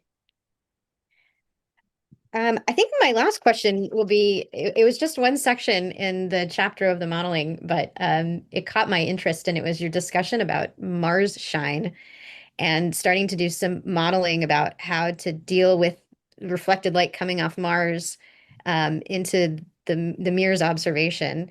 Can you just talk a little bit about how you will correct for it, model Mars shine as a function of wavelength in the MIRS observations, or if there are certain things you want to think about in planning MIRS observations to minimize this effect? Yeah, for now, I'm not really involved in all this operation planning. So I don't know like which operation and in which phase angles like everything will be observed, and also with which angles to Mars it will be observed, because it's one of the main like the angle between Mars and Phobos is one of the main quantity that can modify the flux coming from Mars, and that will be measured on Phobos. But if we avoid very specific case, I think the contribution from Mars will be relatively small. But yeah, I don't know exactly now how to correct for this. Okay. Yeah, it's something we didn't have to worry about with the CRISM observations because they were taken over the nighttime, but I suspect it will be a pretty important thing to think about. So I was pleased to see you started to think about it here, and looking forward to seeing the additional work that's done. Yes, thank you. All right, I think that's about all the questions I have. Thank you very much. Thank you. Thank you very much. So we suggest to move on to the next remote member of the committee. So Eri Tatsumi, if you can take. Do you listen to me well? Yes, a little low. Low? Stay close to the mic. Yes, go ahead. I think we can understand. Okay, I will try to speak loud. So I would like to say I'm very happy to be a jury of this thesis, and of course this work is very huge, and with the different perspectives, excellent. So I just echo the comment from previous people, but I especially want to say thank you for this work, because I am involved in MMX mission now, and I think this work is definitely a great foundation for MMX interpretation, and it will be very useful if you can help us to understand the Phobos and Deimos. And so I found each section has an interesting findings, and so that's why I have a lot of questions, but I tried to keep short questions here. And so given my expertise are spacecraft data analysis and ground-based observation, I will ask you first about the spacecraft data analysis. It's kind of follow-up of Avi's question. But I found the hypothesis that velocity can explain the per unit is very interesting. And even if it can be explained by porosity, is it related to the freshness? Because you explained that there are differences of distribution of red blue units on Phobos and Deimos. So why do you think there is the difference of distribution for those units in terms of geomorphology? So you mean also like how we can explain the difference of porosity for all the different regions? Yeah, you said like Phobos are more distributed in crater rim, but for the Deimos, it's more related to equatorial ridge that you said, right? Yeah, right. And if it is the same reason by porosity, then why they distribute in a different way? That's my question. So for Phobos is like mainly linked with crater rims, of course. But interestingly, I didn't discuss really about that, but like blue units can also be observed inside the red units. For example, inside the Stickney crater, you have some like also patches of blue units. And like at small scales, we can also see some blue units even outside crater rims. So yes, it's very like different distributions, because for Deimos is with our current spatial resolution is mostly linked to this equatorial region. We don't see this type of behavior for other part of the surface. And the reasons to have this, I don't have like a definitive conclusions on the reasons to have this blue-red units linked to different geomorphological features of the surface. But yeah, I think in both cases it can be due to either space weathering that can like reveal like top layer surface either by impacts, or in Deimos, maybe it can also be due to some rotations, variations during the early histories for this Deimos ridge. But like again, it's also linked to dynamical history, so we need also more simulation for this. And for both, it can be also due to textures, because for Deimos, as I said, it can be we can have some segregations of grains due to the high geopotential 8 of this ridge. So that means that we can have this grain trending downslope, and like also with some segregations of grains, modifying the texture of the surface.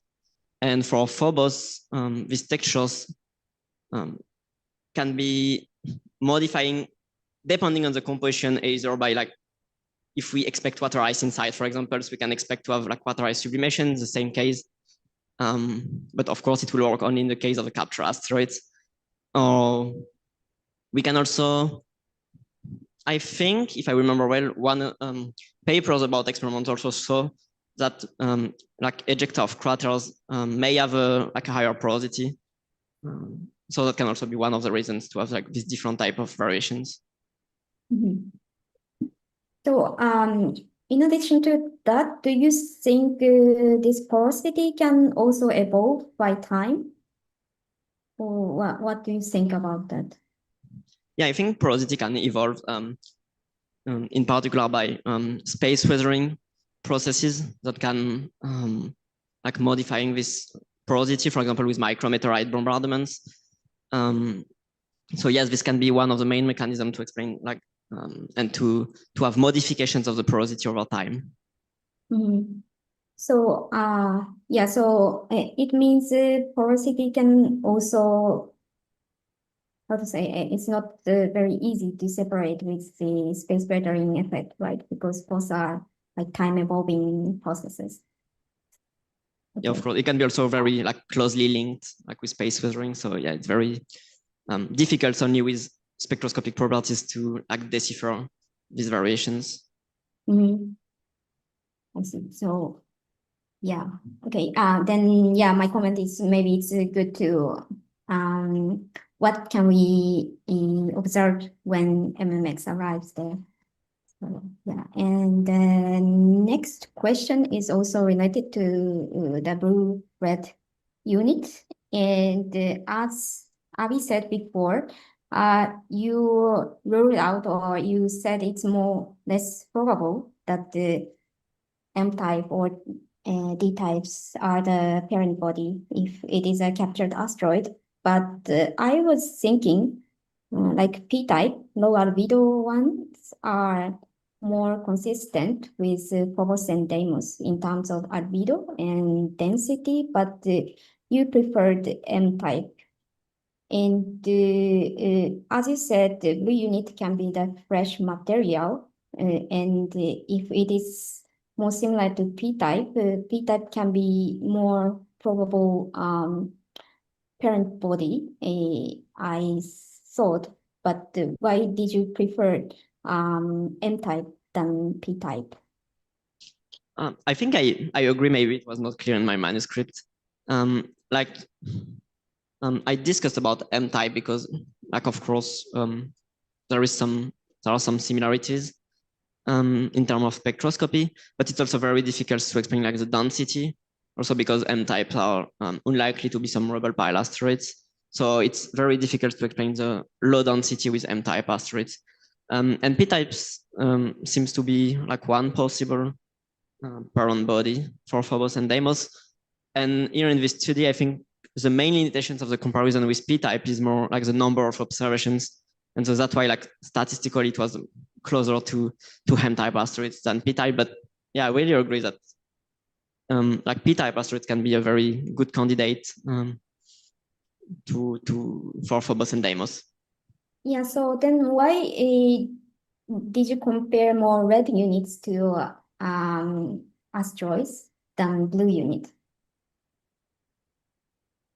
I'm not sure to get the question. Is that? I mean, I think you made a comparison with red units more than blue unit.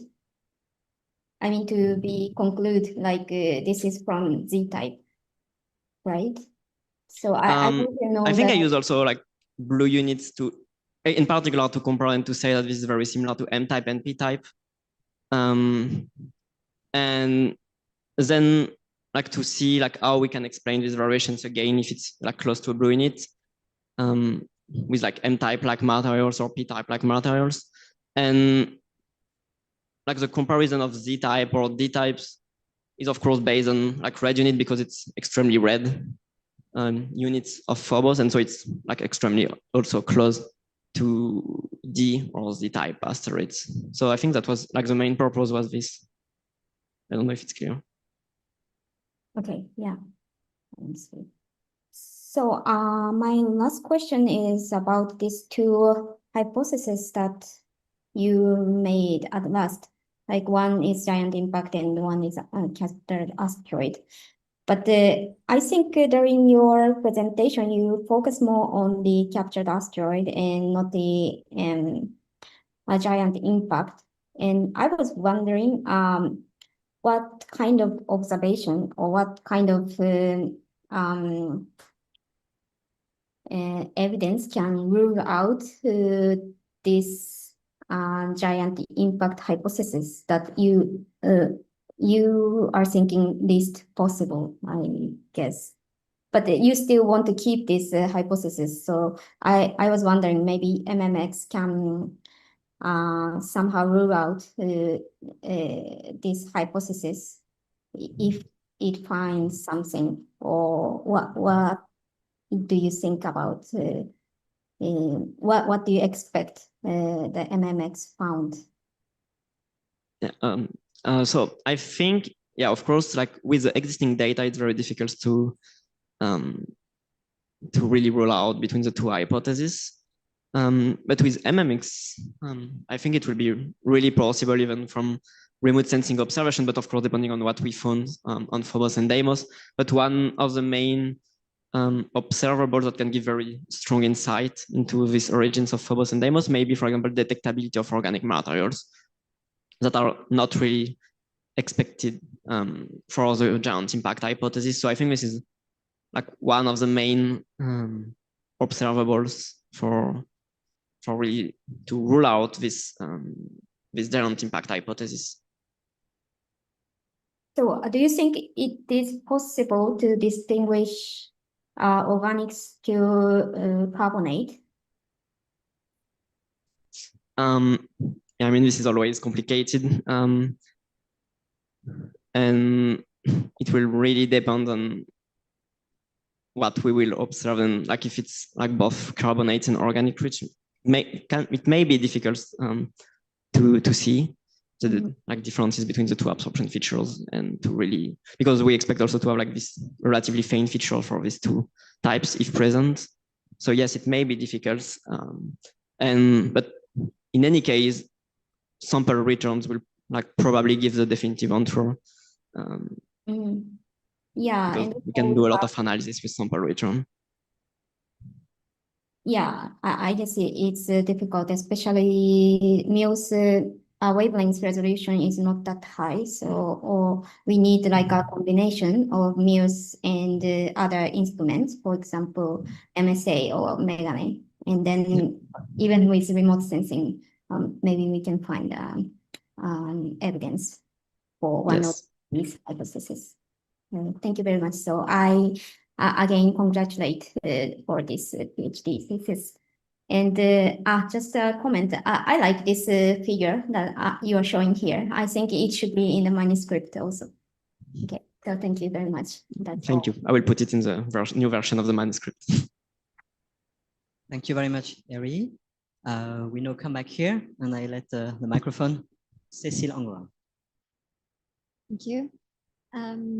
I'd like to thank your advisors and you for the invitation to participate to this jury. I think this is a huge amount of work, and I want to congratulate you on the work you did and the quality of the manuscript and of the presentation, which was very clear. And I agree with Olivier, probably it was not so easy to choose what you wanted to present here.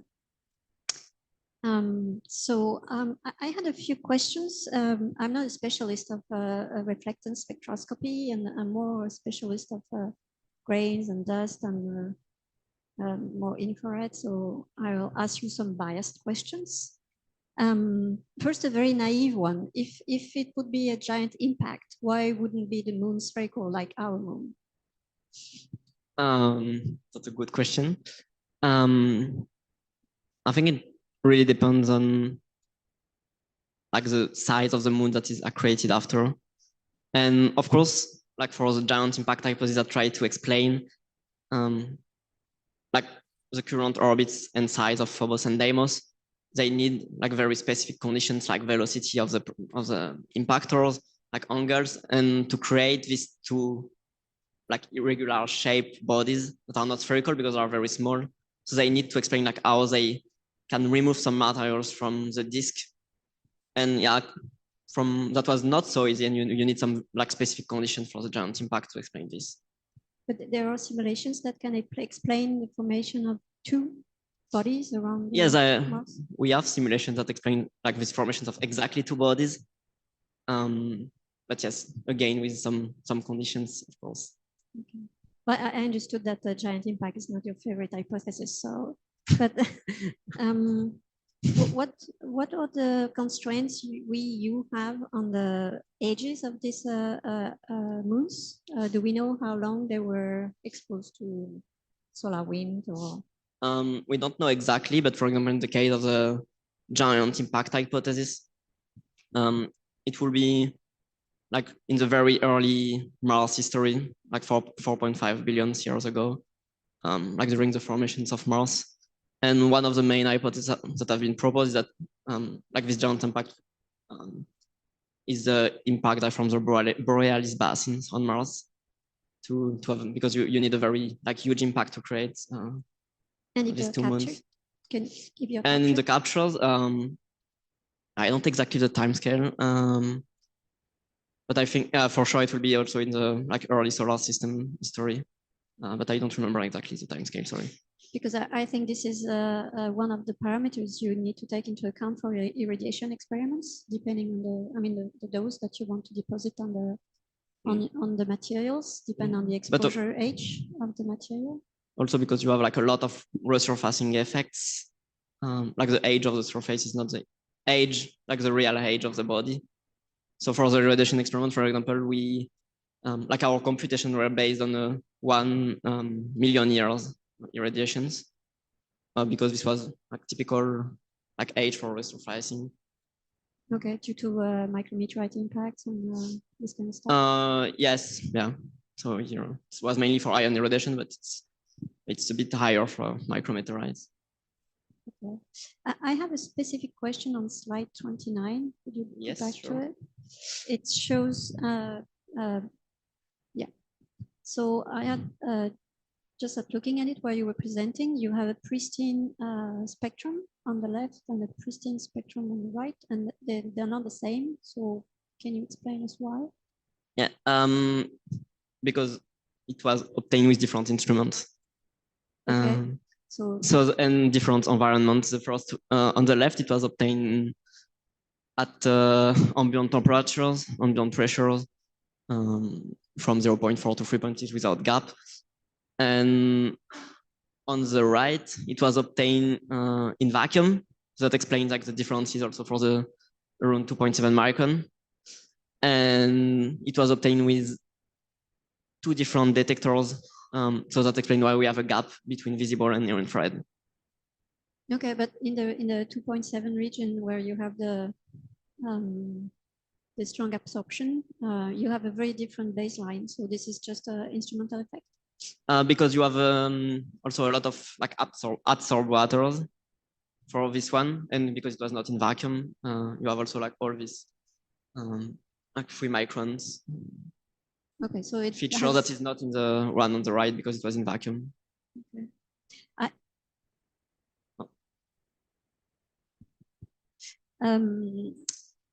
It would be really nice on the space instrument to have the region between 2.5 and 6 micron. So do you know why this is difficult?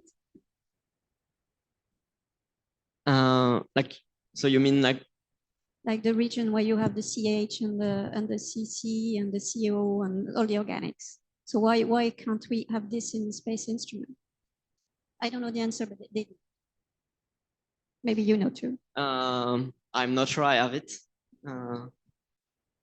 But I think this region was also like at least partially observed for some of the other spacecraft. But yeah, it really depends, but I don't have the answer for this.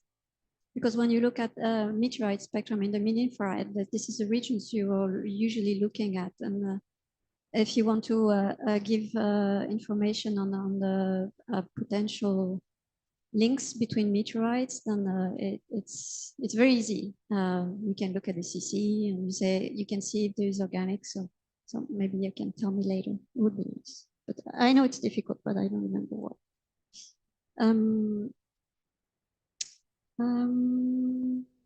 Yeah, it seems to me that you did a lot in your work, from simulation, experiments, models. What do you? I mean, it seems to me that you can do everything. So, what do you like best? What's your future? How do you see your future? I think my, let's say, preferred part was the like photometry, in particular of Deimos. like looking at the like Deimos balloons and trying to explain why this is here. I think that was one of the main part, but of course also I really like laboratory experiments. So this was really my let's say main interest during this PhD thesis.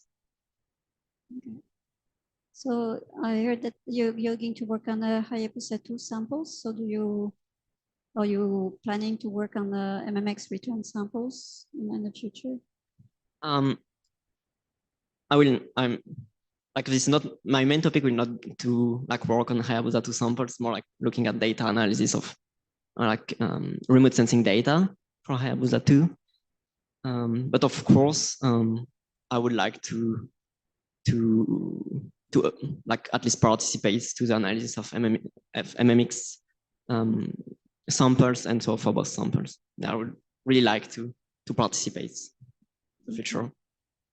Just one last little question is, in your simulant that you used, you said that you ground the samples and you used size which matches the grain size that's thought to be the one on the surface of the phobos and Deimos. But I mean, it's known from work from Eric for Comet 67P, for instance, that grain size has a strong effect on the photometry of the surfaces. So if you used a much smaller grain size, like Pierre was suggesting, I mean, we know that in the comets, grain size can go down to a few tens of nanometers. Would it change a lot your spectrum? Yeah, probably some, like, I know like really some studies that looks at different like grain size effect, in particular for like submicron grains. And you can have like very different results because you like at this type of grain size, you also change the scattering regime, for example. And so you can have very different results. So it will probably, you can have probably like a lot of different results with different grain size. Yeah, but that's true that I was not really exploring these parameters during my PhD. So this is another work maybe for other investigations. Yeah, well, you did a lot already. So, okay, well, congratulations again. Thank you. Thank you. Thank you very much, Cecile. So I'm the last external member of the committee. And nevertheless, I will take the time to congratulate you on this impressive piece of work. As for me, I'm very impressed by the fact that you master so many different methods, from the calibration of the SRC channel and HRSC to spectroscopic data analysis, to the model, to the lab work. That's very impressive. Being I'm not a specialist of phobos and Deimos, but since I've been working on Mars all my life, I've always been following this remotely, and this was really nice to see the summary. Also, I agree with Abigail about the quality of the review chapter at the beginning. So that was great as well, and all the science and all the published work as well.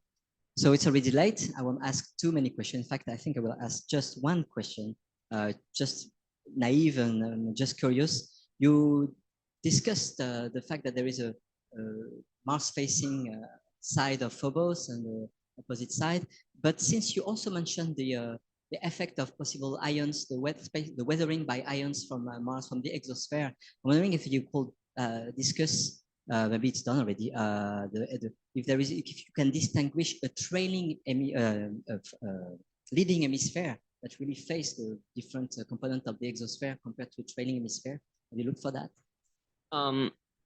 Like in the existing data, like first I was not really like, for the spectroscopic part, I was not really involved in this type of analysis, so that was made by others. But for the spectroscopy, we didn't have like strong modifications between Mars-facing side and Mars far side. So I don't know if we can expect really some dichotomy between like both side, because also like oxygen ion from the Martian atmosphere is at very low energy compared to solar wind ions. So typically is like 100 of electron volt for Martian atmospheric escaping ions. So it's only like the ion penetration depth is like few nanometers. So I don't know if we can observe something from remote sensing data analysis from the different side. But like for sample return, maybe we can expect to have like some variations at the nanoscale, and that could be also interesting to look at with sample return. Okay, well, thank you. That was a good test of your endurance for the last question. A very good answer. Now it's time to move to the people with whom you have worked. Before giving the microphone to your two advisors, maybe I can give the microphone to the invited members of the committee for a couple of words if you want to say a lot of good things, of course. So Antonin, I have no question, of course. I think we met in October, December 2019, maybe in L3 in Paris University. So I did a course in planetology. I think you like it because after you asked an internship to me. Yes. I was not so motivated simply because there was COVID in between, and the experience of logistics the year before was not so pretty. But you really was motivated, and finally we did it. And I propose you look at the PSA. There are a number of data on Phobos and Deimos that nobody touched. I don't know why. Later we discover why, because they are difficult to treat. And you did really a wonderful internship. You know how much I appreciate your work. It was not well noted by the good point by the jury, but it's another point. After you ask me again an internship, and I tell you it's better if you change a little bit the panorama at least. But in the team, there is a man that just got a CNES announcement for a PhD, so go to look at Alain. And so we keep you in the team, and it was really a good choice, I think, even if I regret to have sent you elsewhere. It was really good. So I think you really did a terrific work during this thesis. I want to emphasize that you are the first calibrating the SRC camera after 20 years of Mars Express mission. So it's indeed a very good job. And I think I saw you growing up during these 3 years, taking confidence in your skills and capabilities, and stay a very delicious personality. So you are open to the other. You give the advice from the other, and you are always available. So I don't know how you do, because sometimes you go in your office and you have to explain this or do other stuff when you are doing other topics, and you are always available. So stay as you are. And I have a dream or a hope where you are as a researcher in our team, in our lab very soon. So I don't know what is your hope, but at least this is me. So congratulations again. Thank you. Thank you. Maybe I have to ask Eric if he's online, if he wants to say a couple of words. Yes, sure. First, Antonin, I'm very happy to see you today defending your PhD. And first of all, I'd like to congratulate you for all the work you did. It's really a remarkable thesis with a very large volume of data, a lot of interpretation, and finally, many projects that you dealt at the same time, and it's very impressive. You're also a very creative guy, and you have found very original way to analyze, interpret the experimental data. So I really want to congratulate you. Just a few words about the collaboration with IPAC. So we have been collaborating on 2 different topics. So the first topic was a study of the reflectance spectra of some simulants. So here people involved were Olivier Poc. Olivier has developed the method, the experimental setup for controlling the porosity of the sample when he was a postdoc in Bern University. And then he has replicated the setup in IPAG.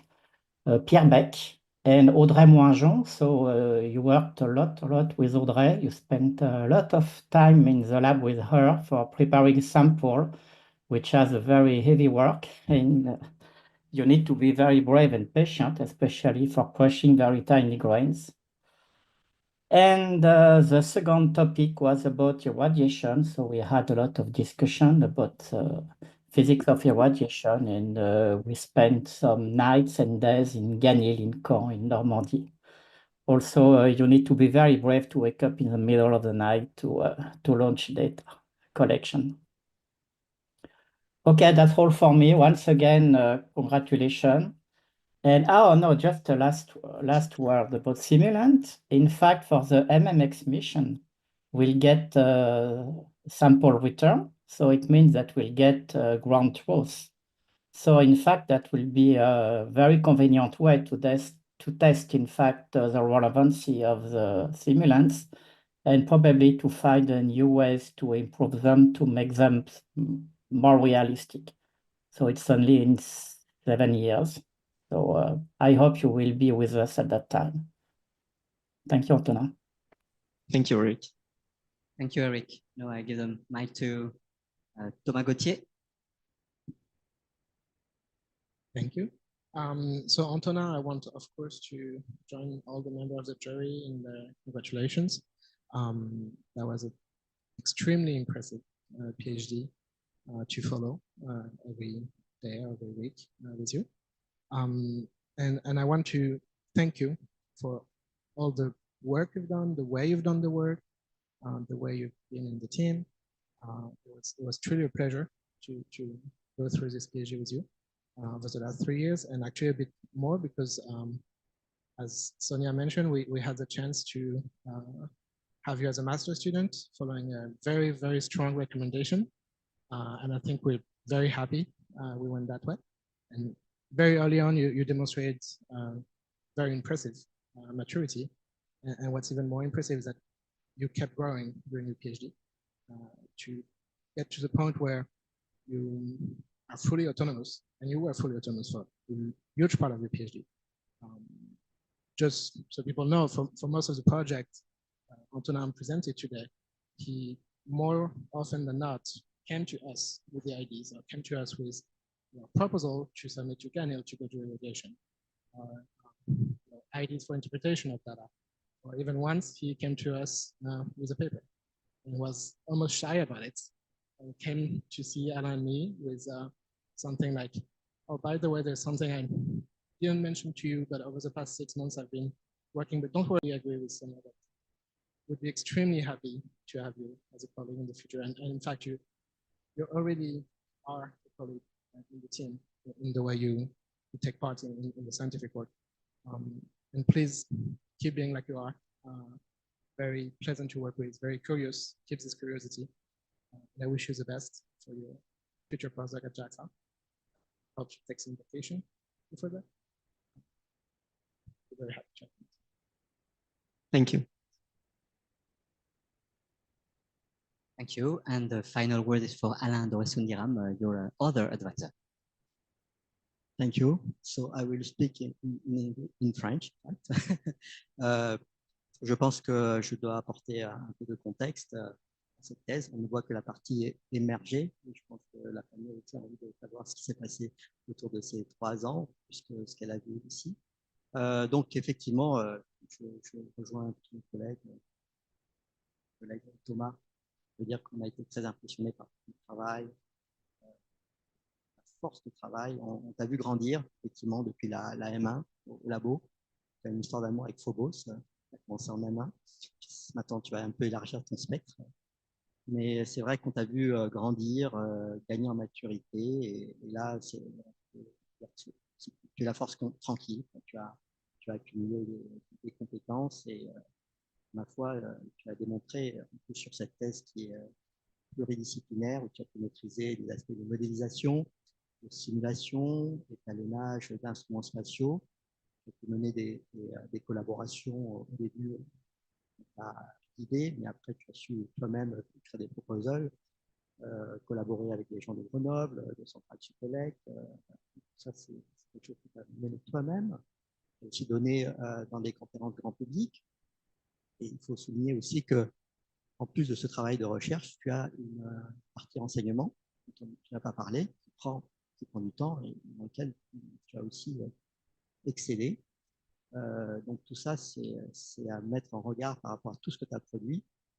Une thèse qui a donné lieu à au moins 5 papiers premier auteur, un 6e donc en préparation, c'est ça? Soumis. Soumis déjà. Ah ben voilà, une 5e. Oui. Alors voilà, c'est très impressionnant. Il faut dire que tu es un des meilleurs étudiants que j'ai jamais vu.